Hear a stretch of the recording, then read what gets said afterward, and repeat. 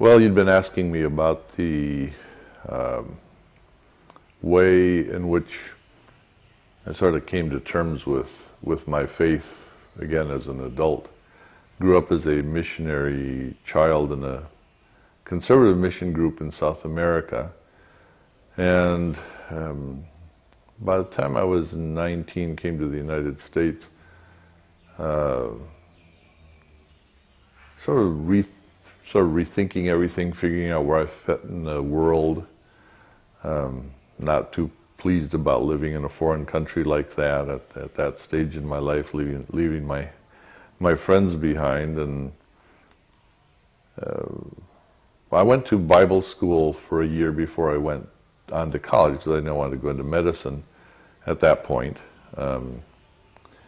And so I was going to study everything there was about the Bible, but as I was studying it, I realized I don't know if I actually believe this stuff, or whether it was just what I was always told. And so it's as I was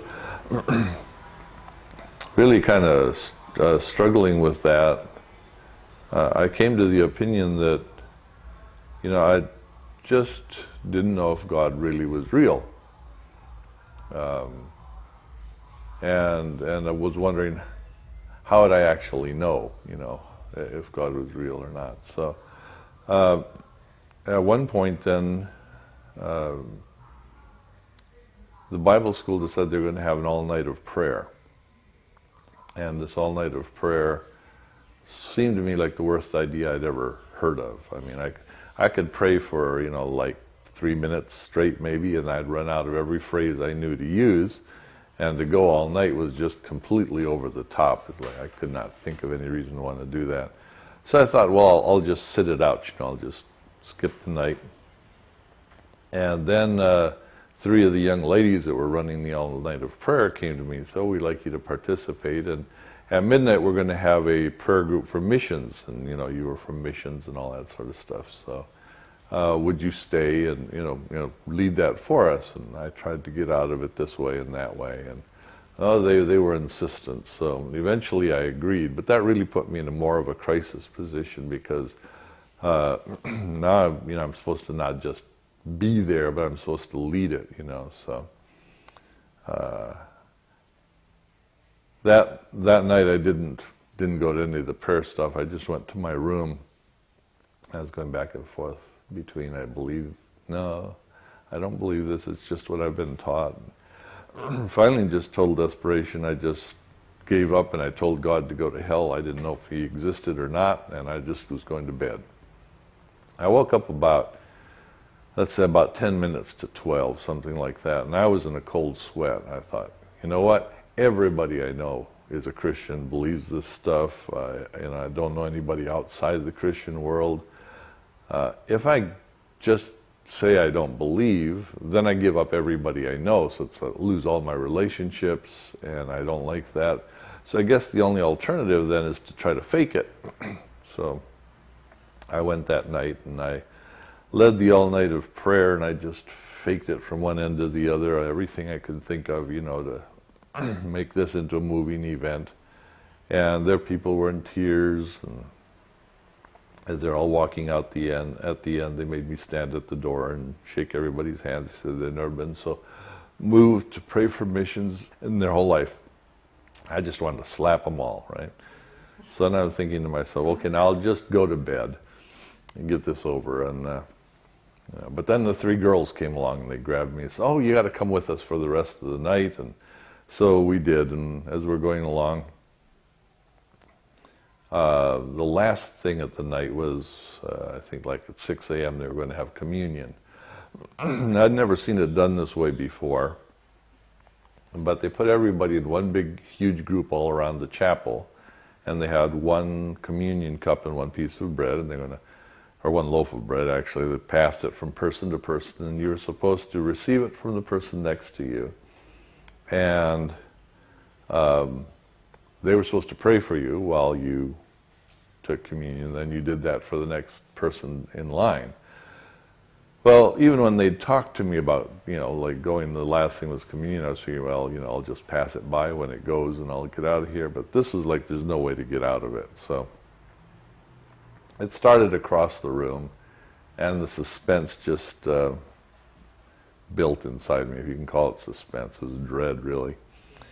From person to person, I think to myself, remember those scriptures when Paul said that if any of you eat this unworthily, this is why, you've died, and this is I'm about to die. No, it's bread and grape juice. No, I'm about to die. If I was unworthy, tonight's the night. And I just went back and forth until I reached the person right next to me, and then the thought went through my mind, when I was a 2-year-old and I had the viral encephalitis during the plague there, everyone else that I know of got it, died, and I was supposed to be paralyzed and not get out of a wheelchair and mentally deficient, and here I was in school and could walk and things like that.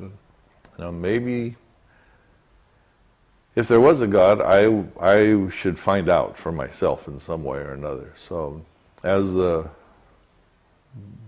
communion elements reached me, I said to myself, well, you know what? If there is a God, I'm going to try to find out for myself. I'm going to have a look into it. And if not, I'm about to have bread and grape juice. So with that, fine, I took it. And then I went out and thought, well, how am I going to find out? Well, I thought, well, the thing to do probably be to read the New Testament. And since I don't know if I do this stuff or believe this stuff because I was told or not, I'm just going to dump it all. Like, I'm not going to do anything that I've been doing for purely religious reasons, and I'm just going to do what it says in the book. And then if there's something to it, I'll find out, and if not, I'll find out too, quick enough. So, first thing that I didn't remember anything about praying with your eyes closed and your hands folded and your heads bowed, and especially before meals and stuff like that. So I gave all of that up. And every other kind of practice I could think of that was related to that. And I just started reading a little bit. But it wasn't long before I came across a place where it said that Jesus blessed the food, or blessed before it. And I said, well, what does blessing mean, Was it to bless the food, or did he bless God, or did he bless what? What was it? And so I started looking into that a little bit. And that was the kind of way I was reading the Bible. Meanwhile, I met another guy there in the dorm, and he was going to get kicked out of school in a couple of weeks. They were at him on probation because he kept getting drunk and getting caught, And it was sort of like, almost like he parked in the driveway of the school and would start drinking there where he was sure to get caught. I said, hey, you must be trying to get kicked out of school because I don't think you're stupid enough to, drink and get, that obvious about it. Yeah, he said, I don't know if I believe this stuff or not. Says, I don't either. That's been bothering me lately. I thought I should give it a serious try, to see if there's anything to there. Well, he said, yeah, well, I'd be interested in that. How do you propose we do it? Well, I says, well, it seems to me that one of the things it says in the Bible, you're supposed to talk to God about everything. And it's as though he's supposed to answer you back. So what if we just tried talking to God about what's on our minds right now? I said, okay, I'll try that. And at that point, we were doing the laundry downstairs, basement of the dorm, so we started a conversation about something. I can't remember what it was, but at some point, a couple of sentences in, I stopped and said to God, well, what do you think about that? We both kind of looked up a little bit at the ceiling, I suppose, sat there quietly, and I'd say in about 5 or 10 seconds, a thought, just popped into my head, and at about the same time, his eyes kind of opened up a little bit like that, and he says, I just heard something. I said, oh, well, you tell me, what did you hear? He said, no, you go first. I said, well, no, you go first. So he said, okay, well, I'll go first this time. And then he said what he had heard, and it was word for word what the thought that popped in my head. So he said a couple more sentences, and then we asked another question. We stopped, and again in that 5 to 10 second range. I've often said I heard something, but I know if there was a recorder in the room, it wouldn't have recorded anything, but it was, this real clear, like someone talking to me thought in my head. She says, "Nessa, you go first." So I told him what I had heard, and he said, "Wow, that's what I heard too." We went on doing this several times a week for about 3 months. During that time,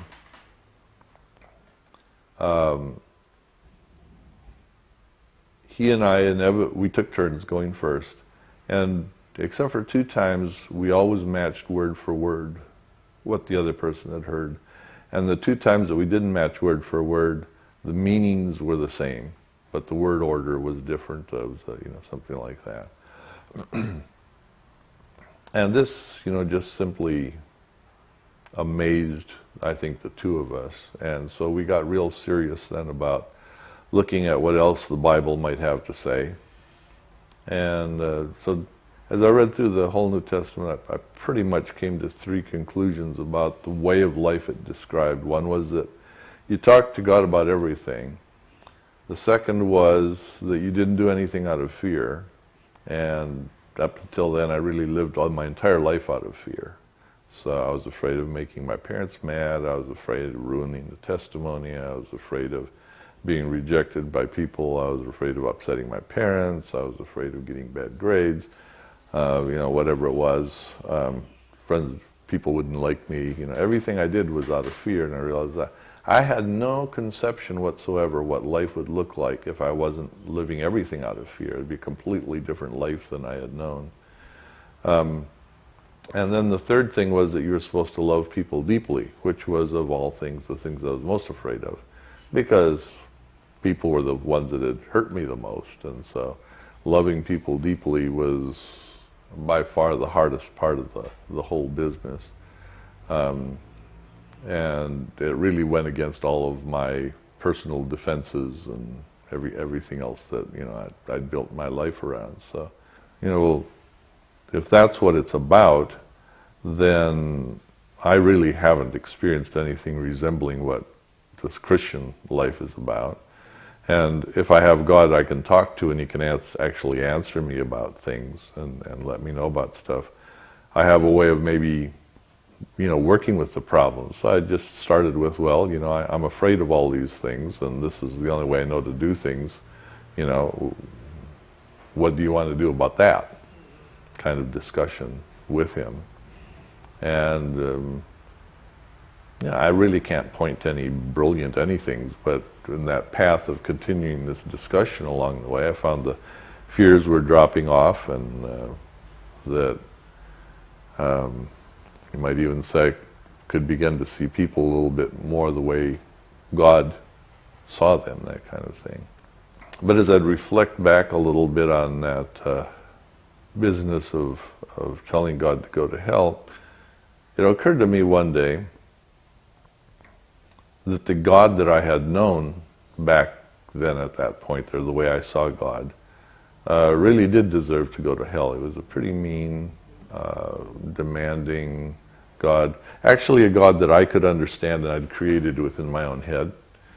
And then I read an article, and I don't remember who it was by, but it described that at some point we have to, those who've grown up within the Christian faith, have to discard the God they can understand, because that's always smaller mind than your own, and learn to get to know a God who's actually bigger than your own mind, one that in one sense you can't understand. You can maybe follow, you can interact with, but he's bigger than what you are. And that, I think, was what began to happen for me right at that transition. I began to discover the God that was big enough to help me and lead me to live a kind of life that I wouldn't have been able to do on my own.